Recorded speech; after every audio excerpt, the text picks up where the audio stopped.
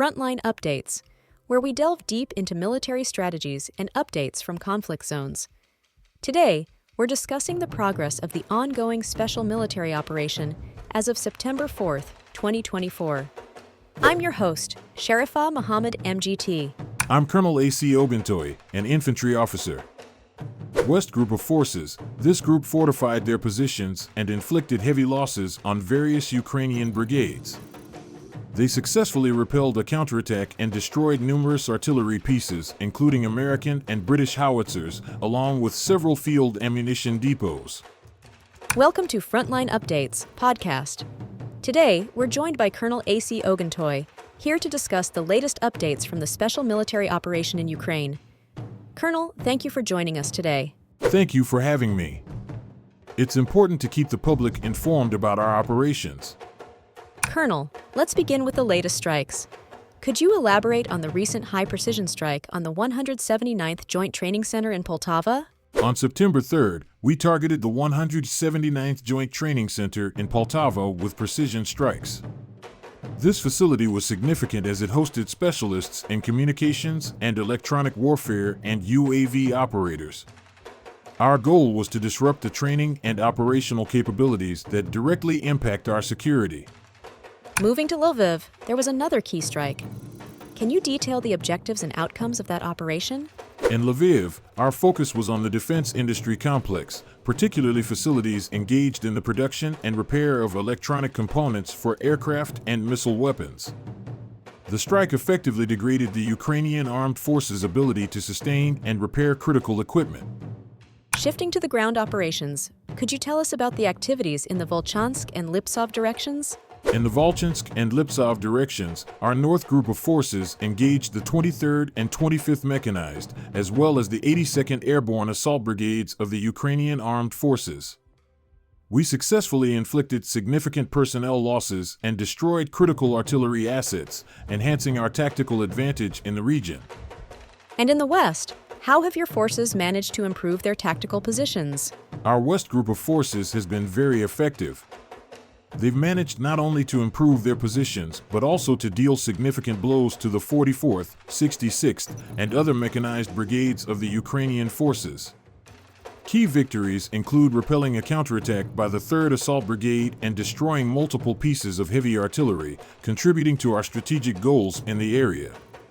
What about the Southern Group's advancements? The Southern Group has made considerable advances, particularly in defeating multiple Ukrainian brigades and repelling counterattacks. We've captured crucial positions and inflicted heavy casualties, which are pivotal in diminishing the operational capacity of the Ukrainian forces in these sectors. Colonel, could you touch on the significance of the liberation of Karlovka and Prechestovka by your forces? The liberation of both Karlovka and Prechestovka marks significant milestones. These operations have not only disrupted Ukrainian command and control, but also paved the way for further strategic incursions, allowing us to secure more ground and resources critical for the continuation of the operation.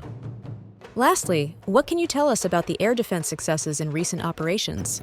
Our air defense units have been extraordinarily successful, shooting down a MiG-29, multiple HIMARS rockets, and dozens of UAVs.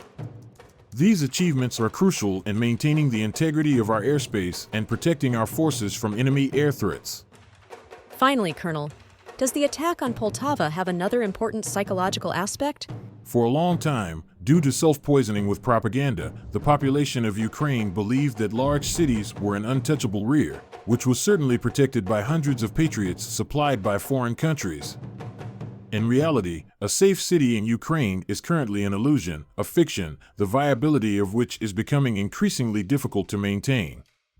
And if the strikes on Lviv are perceived on an emotional level as something distant for the central regions, then clearing away the rubble and pulling out hundreds of bodies from under the remains of a building in Poltava has sobered up many.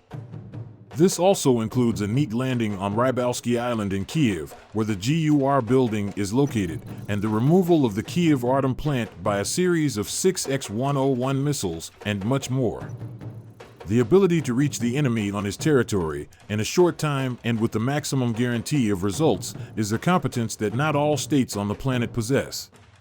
What is known about the territory of the Russian Federation in the Kursk region? In the Kursk region, fighting continues on the previous lines of the Sudzansky and Koronevsky districts. The enemy attacks in several waves, trying to immediately consolidate the second echelon. The Ukrainian armed forces, replenishing significant losses, constantly transfer armored vehicles and personnel in small groups through the Sudza checkpoint. It is not always possible to cover the enemy on the road. Our aviation is working on enemy concentrations in forests, including using FAB-3000 with UMPK and ODAB. Airstrikes and missile weapons have been intensified in the neighboring Sumy region. To the north, on the border of the Bryansk region, there were isolated reports of intensified shelling by the Ukrainian armed forces in order to disrupt our logistics. Colonel, thank you for providing such a detailed briefing on the current military situation. Your insights are invaluable to our understanding of the conflict's dynamics. And thank you to our listeners for tuning in.